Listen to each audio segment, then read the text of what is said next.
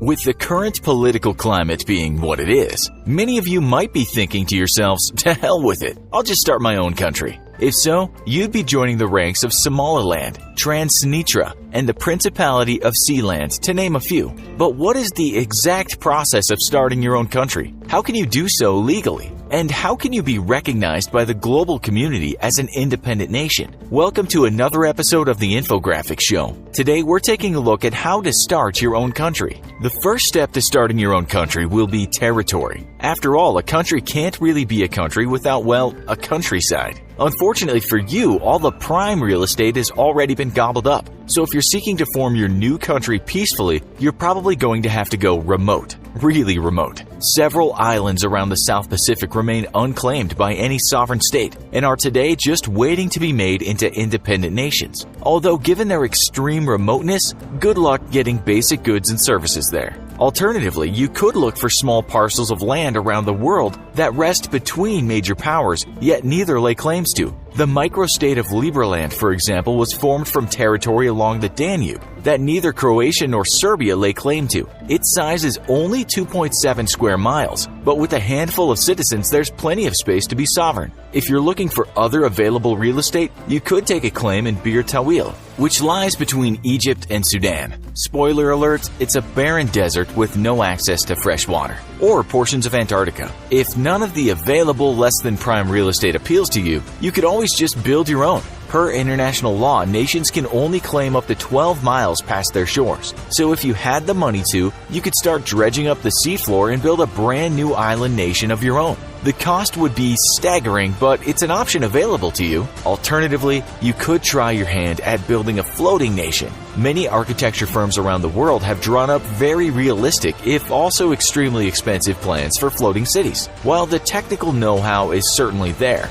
the capital is definitely not. Maybe you don't just want to declare independence from your home country, but from the surface world entirely. You could take the BioShock route and build a city on the seafloor itself and declare yourself sovereign. Whether that's technically feasible with today's technology is a complete toss-up, but legally speaking, you would be well within your rights to do so. If you think it would be easier to simply dig down below an existing nation and declare your independence mole people style, that's probably not going to work, as laws dictating just how far down national sovereignty goes aren't very clear. But given that the deepest mines in the world still fall under national sovereignty, you're going to at least have to go deeper than the Mponeng gold mine in South Africa, which is 2.5 miles deep. At those depths, heat from the Earth's core raises the temperature to 100 degrees or more. So we hope you like it hot. The last option available to you would be the most obvious: declare independence or take territory by force. Historically, neither of those approaches has worked very well without massive support, and you can ask Germany about its very painful 20th century lessons in playing nice with your neighbors. You'll next need to determine a system of government. Are you going to uphold global democratic values, become an egomaniac dictator, establish a hereditary monarchy, or create a new theocracy? Perhaps you're looking to found a libertarian state where, well, we imagine not much of anything would actually get done.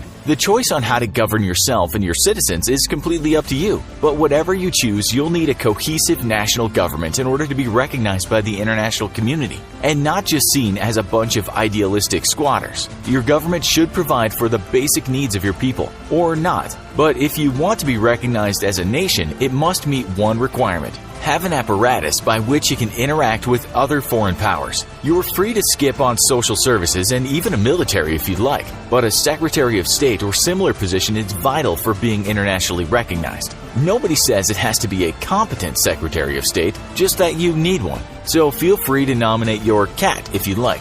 It will technically fulfill this obligation. So you've successfully declared independence from the world and established the Kingdom of You, with Mr. Sprinkles as your Secretary of State, through which all foreign powers must channel their diplomatic requests. What's left? Well, you're going to need to be recognized internationally as a sovereign state if you want to have a chance of surviving. And that means establishing diplomatic ties with other powers. If nobody takes you seriously, you may fulfill all the legal obligations under international law to become a free state, but won't be recognized as such. The best way to do that would be to send diplomatic envoys to nations friendly to your ideology. Taiwan, while still technically part of China, has for decades declared itself an independent and sovereign nation from mainland communist China. In order to protect themselves from forcefully rejoining a nation they no longer want to be a part of, they've garnered the support of powerful nations friendly to their democratic ideals, such as the US and much of Europe. As we've seen multiple times in the latter half of the 20th century, without these powerful ties,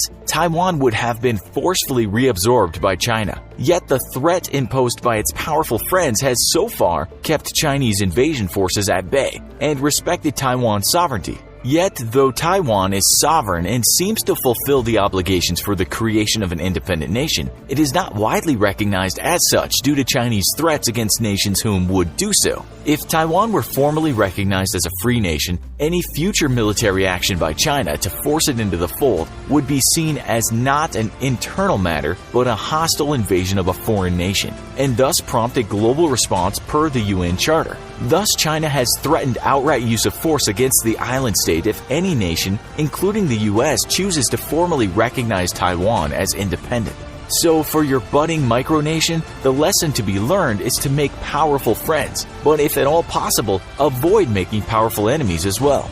The best way to ensure you are declared a free and sovereign state would be to simply join the UN, which is not nearly as difficult as one might think. All you need to do, and we're not making this up, is simply write a letter to the Secretary General and request membership. That's it. There are no forms to fill out, no need to even outline what your nation is or how it's governed, just ask. If you're currently in the midst of establishing your own sovereign state, you're free to send your application right now to Ban Ki-moon, Secretary General, the United Nations, First Avenue at 46th Street, New York, New York, 10017. The next step, however, is a bit harder. Your application must be referred by the Security Council to the General Assembly, where it must win a 2/3 majority who all agree you are a peace-loving state and can carry out the duties of the UN Charter. Basically, the Charter states that you will preserve the rule of law, support human rights in your nation, and maintain global peace. So if you're looking to start the state of the murderous Republic of Murder, you're probably not going to gain entry into the UN.